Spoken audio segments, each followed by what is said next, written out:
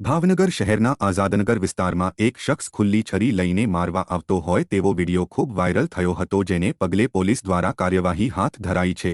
Social મીડિયામાં ખુલ્લી છરી લઈને મારવા દોડેલા શખ્સને લઈને ઘોઘા રોડ પોલીસે તપાસ હાથ ધરીને હાર્દિક નામના યુવકને ઝડપી લીધો છે। આ શખ્સ પણ સ્વીકારી રહ્યો છે કે પૈસાની લેતી દેતીને પગલે તે છરી લઈને મારવા દોડ્યો હતો, જે હવે બીજી વખત નહીં કરે। આમ પોલીસે વાયરલ વિડિયોને પગલે કાર્યવાહી કરી છે।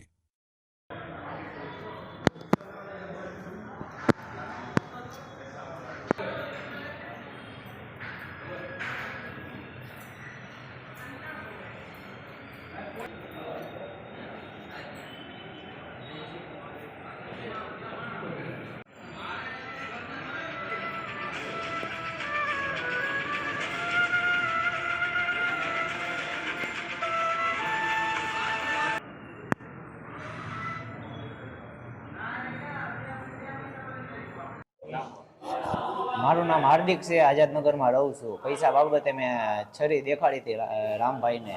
હવે આજ પછી આ છરી વરી નહીં કાઢું કોઈ દી, હવે આ ભૂલ નહીં થાય।